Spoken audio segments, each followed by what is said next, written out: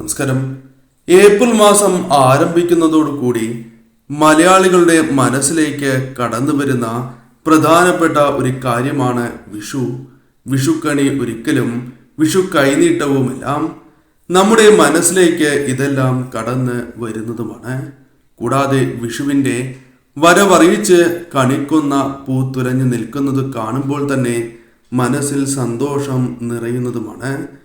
കലിയുഗ അവസാനത്തെയും സത്യുഗ ആരംഭത്തെയും ഓരോ വർഷവും സൂചിപ്പിക്കും വിധമാണ് വിഷു കടന്നു വരുന്നത്. ഇതിനാൽ സൂര്യോദയത്തിന് വിഷുക്കണി കാണണം എന്ന് പഴമക്കാർ പറയുന്നു. ബ്രാഹ്മമുഹൂർത്തത്തിന്റെ പ്രാധാന്യവും വന്നു ചേരുന്നു. ബ്രാഹ്മമുഹൂർത്തത്തിൽ എന്ന് പറയുമ്പോൾ വിഷുവിന്റെ അന്ന് മാത്രമല്ല എല്ലാ ദിവസവും നാം ഉണരുന്നത് അതീവ ശുഭകരമാണ് എന്ന് ആയുർവേദ ഗ്രന്ഥങ്ങളിൽ പോലും പരാമർശിക്കുന്ന കാര്യങ്ങളാകുന്നു. ഇതിനാൽ അതിവിശേഷമാണ് വിഷുവിന് ബ്രാഹ്മമുഹൂർത്തത്തിൽ ഉണരുന്നതും കണി കാണുന്നതും. ആ സമയം തന്നെ ഏവരും കണി കാണുവാൻ പ്രത്യേകം ശ്രദ്ധിക്കുക. ഇനി ഈ വർഷം എപ്രകാരമാണ് കണി ഒരുക്കേണ്ടത്, കണി ഒരുക്കുമ്പോൾ ശ്രദ്ധിക്കേണ്ട കാര്യങ്ങൾ എന്തെല്ലാമാണ് എന്ന് വിശദമായി തന്നെ മനസ്സിലാക്കാം. വിഷുവുമായി ബന്ധപ്പെട്ട് നടത്തുന്ന വിശേഷാൽ പൂജകളിൽ ഉൾപ്പെടുത്താൻ ആഗ്രഹിക്കുന്നവർ പേരും ജന്മനക്ഷത്രവും കമന്റ് ബോക്സിൽ രേഖപ്പെടുത്തുക. എന്തെങ്കിലും പ്രത്യേക ആവശ്യത്തിനായി പ്രാർത്ഥിക്കേണ്ടതായിട്ടുണ്ട് എങ്കിൽ ആ കാര്യവും രേഖപ്പെടുത്തുവാൻ പ്രത്യേകം ശ്രദ്ധിക്കുക. ഏവരും ഭഗവാനെ സ്മരിച്ചുകൊണ്ട് ഹരേ കൃഷ്ണ എന്ന് കമന്റ് ബോക്സിൽ രേഖപ്പെടുത്തുവാൻ ശ്രദ്ധിക്കുക. പൊതുവെ കുടുംബത്തിലെ മുതിർന്ന സ്ത്രീകളാണ് കണി വയ്ക്കുക അഥവാ കണി ഒരുക്കുന്നത്. ആദ്യം കണി കാണുകയും ചെയ്യുന്നത് ആ വീട്ടിലെ സ്ത്രീകൾ തന്നെയാണ്, അഥവാ ആ വീട്ടിലെ ഗൃഹനാഥയാകുന്നു. സ്ത്രീകൾ ലക്ഷ്മി ദേവിയുടെ പ്രതീകമാണ് എന്ന കാര്യം നാം ഏവരും ഓർക്കേണ്ടതാകുന്നു. അതിനാൽ സ്ത്രീകൾ കണിയൊരുക്കി ആദ്യം കണി കാണുന്നതിലൂടെ ആ വീട് സ്വർഗതുല്യമായി മാറുന്നു. ആ കാര്യം ഏവരും പ്രത്യേകം ഓർത്തിരിക്കുക. ശേഷം വീട്ടിലെ പ്രായം കുറഞ്ഞവരെ വിളിച്ചുണർത്തി കണി കാണിക്കുന്നതും അതീവ ശുഭകരമാണ്. ആദ്യം വീട്ടമ്മ കാണുക, അതിനുശേഷം പ്രായം കുറഞ്ഞവരെ വിളിച്ചുണർത്തി കണി കാണിക്കുക. ഇനി കണി കാണുവാൻ അത്യാവശ്യമായ വസ്തുക്കൾ ഏതെല്ലാമാണ്, കണിയിൽ എന്തെല്ലാം വസ്തുക്കൾ നാം ഉൾപ്പെടുത്തണം, ഇതേക്കുറിച്ചാണ് ഇനി പരാമർശിക്കാനായി പോകുന്നത്. അരി അല്ലെങ്കിൽ നെല്ല്, അലക്കിയ മുണ്ട്, സ്വർണം, വാൽക്കണ്ണാടി, അത് ലഭ്യമല്ല എങ്കിൽ മാത്രം സാദാ കണ്ണാടി, കണി വെള്ളരി, കണിക്കൊന്ന അല്ലെങ്കിൽ ഇനി അഥവാ നിങ്ങൾക്ക് ലഭിക്കുന്നില്ല, വിദേശത്തുള്ളവരാണ് എങ്കിൽ മഞ്ഞ പുഷ്പങ്ങളുമാകാം, വെറ്റില, അടയ്ക്ക, കൺമഷി, ചാന്ത്, സിന്ദൂരം, നാരങ്ങ, മാമ്പഴം, പഴുത്ത ചക്ക, പഴം, നാളികേരം.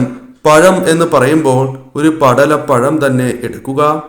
നാളികേരം, ശ്രീകൃഷ്ണ വിഗ്രഹം അല്ലെങ്കിൽ ചിത്രം, ഓട്ടുരുളി എന്നിവയാണ് ആവശ്യമായിട്ടുള്ളത്. ഇനി ഓട്ടുരുളി ഇല്ലാത്തവരാണ് എങ്കിൽ ഒരു മഞ്ഞ തുണി പീഠത്തിൽ വിരിച്ചുകൊണ്ടും കണിയൊരുക്കാം. ആ കാര്യവും നാം ഓർക്കേണ്ടതായിട്ടുണ്ട്. കണിയൊരുക്കാൻ പിന്നീട് ആവശ്യമുള്ള പ്രധാനപ്പെട്ട ഒരു കാര്യം നിലവിളക്കാണ്.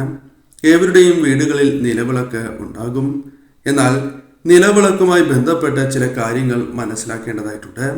കണി ഒരുക്കുന്നതിന് മുൻപ് നിലവിളക്ക് കഴുകി ശുദ്ധിയാക്കേണ്ടത് അനിവാര്യമാണ്. വൃത്തിയായി തന്നെ ശരിയായ രീതിയിൽ കഴുകുക. അതിനുശേഷം മാത്രമേ കണിക്കായി എടുക്കുവാൻ പാടൂ. ഇനി എപ്രകാരം വിളക്ക് തെളിയിക്കണം, അതിനും വളരെ വലിയ പ്രാധാന്യമുണ്ട്. കിഴക്കോട്ട് തിരിയിട്ട് കത്തിച്ച നിലവിളക്കിൻ്റെ വെളിച്ചത്തിൽ കണി കാണണം എന്നാണ് പറയുക. അതിനാൽ തന്നെ ഈ കാര്യം പ്രത്യേകം ഓർക്കുക. ഒരിക്കലും നിങ്ങൾ കണി താഴെ വയ്ക്കുവാൻ പാടുള്ളതല്ല. ഒരു പീഠത്തിൻ്റെ പുറത്തായി തന്നെ വയ്ക്കണം. ഒരു വർഷം മുഴുവൻ നിറഞ്ഞു നിൽക്കുന്ന സമ്പൽ സമൃദ്ധിയുടെ വർഷത്തിനായി നാം ഒരുക്കുന്ന കണി എന്ന സൽചിന്തയോടെ തന്നെ കണി ഒരുക്കണം. ഈ വർഷം ഏറ്റവും സൗഭാഗ്യം നിറഞ്ഞതും ഭാഗ്യം കടാക്ഷിക്കുന്നതുമായ വർഷമാകണം എന്ന ചിന്തയോടെ മാത്രമേ കണി ഒരുക്കുവാൻ പാടൂ. ചിലർ പലവിധ ടെൻഷനുകളോടെയും തിരക്കോടെയും കണി ഒരുക്കുന്നതാണ്. ഒരിക്കലും നിങ്ങൾ അപ്രകാരം ചെയ്യരുത്. ശരിയായ രീതിയിൽ ഭഗവാനെ ആരാധിച്ച് സർവ്വ സൗഭാഗ്യങ്ങളും വന്നു ചേരണം എന്ന ചിന്തയോടെ ഒരുക്കുക. കൂടാതെ നിലവിളക്ക് തെളിയിക്കുമ്പോൾ ഭദ്രദീപം തെളിയിക്കുന്നതും സർവ്വ ഐശ്വര്യപ്രദമാണ് എന്ന കാര്യവും ഓർക്കുക. ആ കാര്യവും ഏവരും ഓർക്കുക.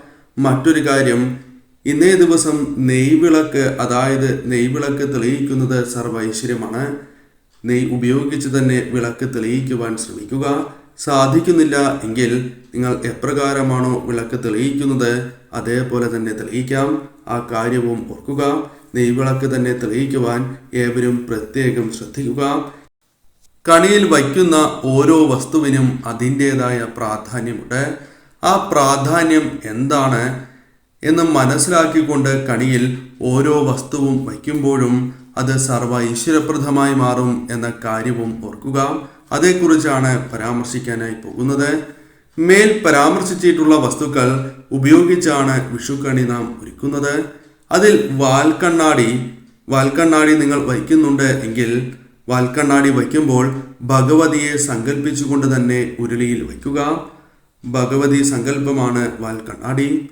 ഉരുളി പ്രപഞ്ചത്തിന്റെ പ്രതീകമാണ് എന്നും അതിൽ നിറയുന്നത് കാലപുരുഷനായ മഹാവിഷ്ണുവാണ് എന്നാണ് സങ്കല്പം. ഉരുളി വയ്ക്കുന്നതായ അവസരത്തിൽ ഭഗവാനെ മനസ്സിൽ ധ്യാനിച്ചുകൊണ്ട് തന്നെ വയ്ക്കുക. കൂടാതെ കണിക്കൊന്ന പൂക്കൾ കാലപുരുഷന്റെ കിരീടമാണ് എന്നാണ് പരാമർശിക്കുക. അത്തരത്തിലാണ് വിശ്വാസം. അതിനാൽ തന്നെ കണിക്കൊന്ന വയ്ക്കുമ്പോൾ ഈ കാര്യം ഏവരുടെയും മനസ്സിലേക്ക് കടന്നു വരണം. കണി വെള്ളരി മുഖമാകുന്നു. വിളക്ക് തിരികൾ കണ്ണുകളാണ്. വാൽക്കണ്ണാടി മനസ്സാകുന്നു. നിങ്ങൾ ഗ്രന്ഥം വയ്ക്കുന്നുണ്ട് എങ്കിൽ അത് വാക്കുകളാകുന്നു. എന്നിങ്ങനെ പോകുന്നു സങ്കല്പം. അതിനാൽ തന്നെ വിഷു കൈനീട്ടവും ധനലക്ഷ്മി ദേവിയെ ആദരിക്കുന്ന ഒരു കാര്യമാണ്. അതിനാൽ തന്നെ ഇവ കണി കണ്ടുണരുമ്പോൾ ഒരു പുതിയ ഐശ്വര്യപ്രദമായ വർഷം തന്നെയാണ് നിങ്ങളിലേക്ക് വന്നു ചേരുക. ഈ ദൃശ്യം, അതായത് ഈ സമ്പൽ സമൃദ്ധി നിറഞ്ഞ ഈ ദൃശ്യം എപ്പോഴും നിങ്ങളുടെ മനസ്സിലുണ്ടാകുന്നതും സർവ്വ ഐശ്വര്യപ്രദം തന്നെയാണ്. എവർക്കും വിഷുക്കണിയുടെ പ്രാധാന്യം മനസ്സിലായി എന്നാണ് കരുതുന്നത്. ഇനി മറക്കാതെ, അതായത് ഒരിക്കലും മറക്കാതെ കണിയിൽ വയ്ക്കേണ്ട ചില വസ്തുക്കളുണ്ട്.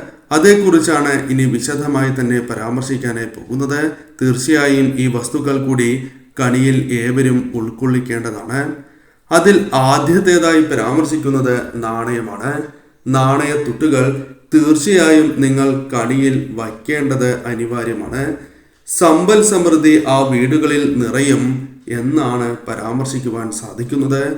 കൂടാതെ കടബാധ്യതകൾ നിങ്ങൾക്കുണ്ട് എങ്കിൽ കടബാധ്യതകൾ കുറച്ച് കൊണ്ടുവരുവാൻ സഹായകരമായ അവസരങ്ങൾ വന്നു ചേരും.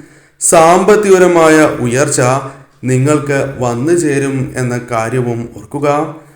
ഒരു കാര്യം കൂടി പ്രത്യേകം ഓർക്കേണ്ടതായിട്ടുണ്ട്. കണിയിൽ വയ്ക്കുന്നതായ നാണയം നിങ്ങൾ ചെലവാക്കുവാൻ പാടുള്ളതല്ല.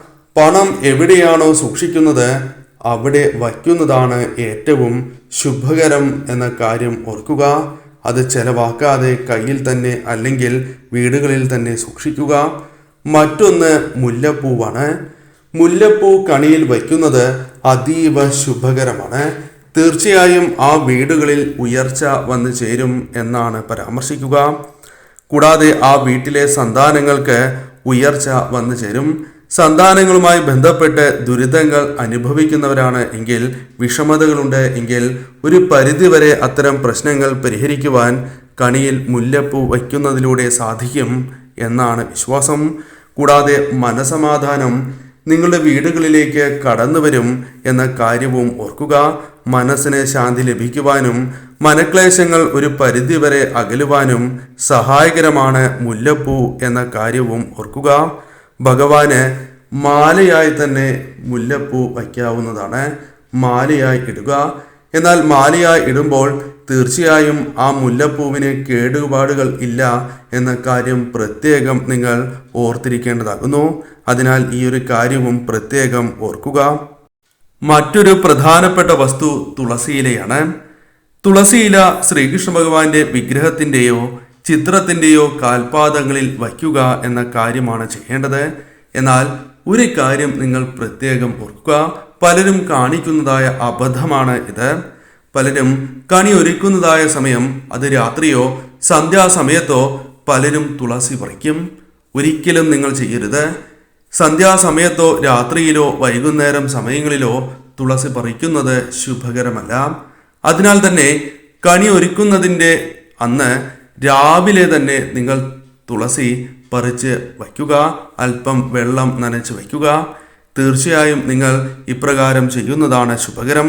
രാത്രി പറിച്ചാൽ അത് നിങ്ങൾക്ക് ദോഷമേ നൽകൂ എന്ന കാര്യം പ്രത്യേകം ഓർക്കുക. ഇനി നാം ശ്രദ്ധിക്കേണ്ടത് പനിനീരുമായി ബന്ധപ്പെട്ട ഒരു കാര്യമാണ്. പനിനീർ തീർച്ചയായും കണിയിൽ തളിക്കുന്നത് ഏറ്റവും ശുഭകരമാണ്. എല്ലാം ഒരുക്കി വച്ചതിന് ശേഷം, കണി വച്ച് പൂർത്തിയാക്കിയതിന് ശേഷമാണ് പനിനീർ തളിക്കേണ്ടത് എന്ന കാര്യം പ്രത്യേകം ഓർക്കുക. ഇനി ആവശ്യമായിട്ടുള്ള വസ്തു മഞ്ഞപ്പെട്ടാണ്. ഭഗവാനെ അഥവാ ശ്രീകൃഷ്ണ വിഗ്രഹത്തെ മഞ്ഞപ്പട്ട് ഉടുപ്പിച്ച് കണി കാണുന്നത് സർവ ഐശ്വര്യപ്രദമാണ് എന്ന കാര്യം ഓർക്കുക.